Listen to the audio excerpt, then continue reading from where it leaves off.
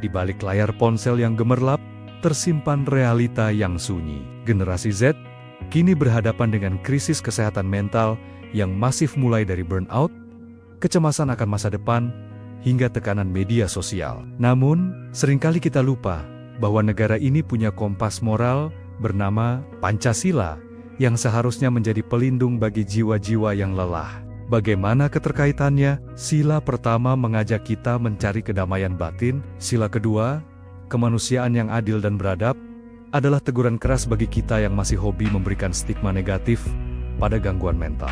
Jika kita mengaku beradab, maka empati adalah kewajiban, bukan pilihan. Mari kita selami lebih dalam bagaimana para pemuda ini berjuang di tengah hiruk pikuk ekspektasi. Bina Simpan Hidup program yang paling cocok Bina Simpan Hidup untuk anak muda. Bina Simpan Hidup untuk anak muda. Kalau saat ini sih kita lagi bertransformasi jadi eco office. Jadi eco office itu sebenarnya lebih ke arah pemanfaatan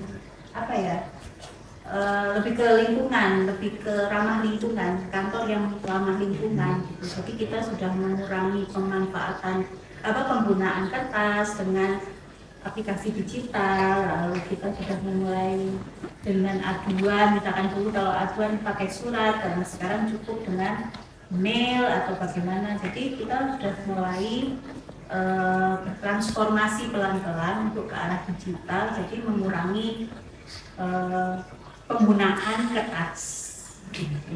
Listrik juga kita sudah pakai panel, solar panel, mungkin nanti bisa difoto gitu. Jadi itu upaya kami untuk mewujudkan eco office. Sebenarnya nggak anak muda aja sih, itu dampaknya ke semua segmen. Oke, kalau gitu. Kami menemui beberapa rekan mahasiswa dan praktisi untuk mendengar langsung. Apakah lingkungan saat ini sudah cukup manusiawi bagi kesehatan mental mereka? Ataukah kita masih terjebak dalam budaya kompetisi yang tidak sehat? Pertanyaan selanjutnya, apakah gaya hidup ramah lingkungan itu harus mahal? Nggak mahal sih. Sebenarnya Tidak harus mahal, karena kan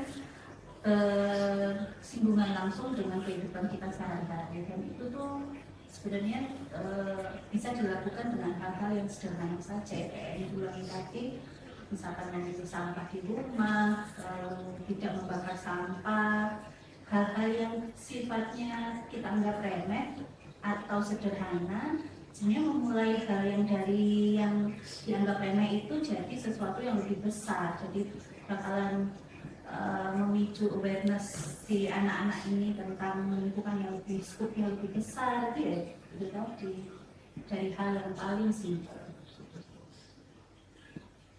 Gimana? ada teman konflik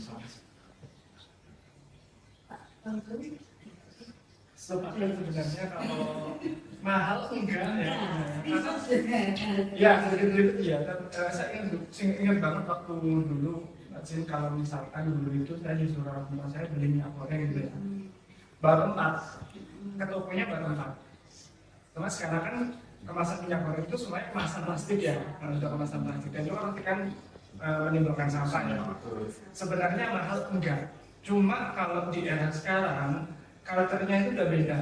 Jadi kalau orang kemana-mana tumblernya sebenarnya kan ada yang dari murah sampai ke mahal.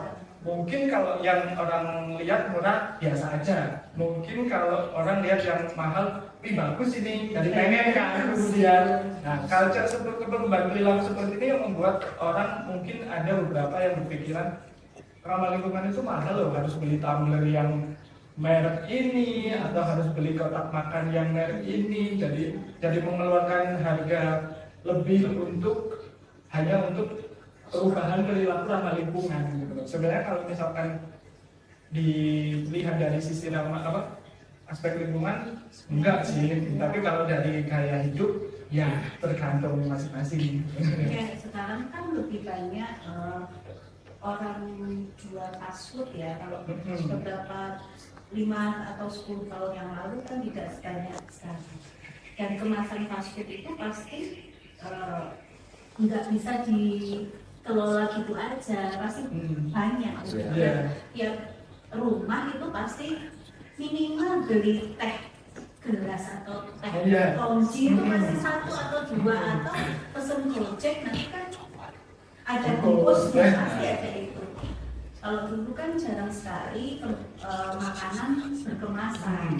Kalau dulu kan Itu kita kan lebih sering belinya bawa wadah, atau enggak kalau nasi bungkus itu kan masih pakai sampah kertas, sampah daun gitu. Kalau sekarang minimal pakai mika plastik, styrofoam, gelasnya pun gelas plastik. Nah itu kan juga dipikirkan kedepannya pasti ada timbunan sampahnya. Nah itu mungkin yang dikategorikan mahal itu. Tapi kalau untuk menurut katanya Pak Fauzul, memang kalau sederhananya sih tidak semahal itu dan tidak seribet itu. Cuman ya tergantung perspektif mana yang diambil untuk melihat sampah itu. Berarti memang dari point of view masing-masing dari Sudut pandang. Oke, saya lanjutkan ke pertanyaan selanjutnya dari program. Hasil investigasi kami menunjukkan bahwa faktor lingkungan dan kurangnya sistem pendukung menjadi pemicu utama. Hal ini membuktikan bahwa sila ketiga, Persatuan Indonesia, belum sepenuhnya kita terapkan dalam bentuk kepedulian sosial. Kita bersatu secara fisik, tapi seringkali abai secara emosional. Solidaritas bangsa harusnya juga mencakup saling menjaga kewarasan satu sama lain. Menjaga kesehatan mental bukan hanya tugas psikiater, tapi tugas kita sebagai sesama manusia yang berpancasila. Sila kelima mengingatkan kita akan keadilan sosial. Setiap anak bangsa berhak mendapatkan akses ketenangan jiwa tanpa diskriminasi. Jadilah telinga yang mendengar, bukan mulut yang menghakimi. Karena pada akhirnya, kekuatan sebuah bangsa tidak hanya diukur dari pembangunan fisiknya, tapi dari kesehatan mental dan kebahagiaan rakyatnya. Eling lan waspada memayu hayuning bawana. Matur nuwun sampun mirsani, nyuwun pangapunten menawi wonten kekirangan.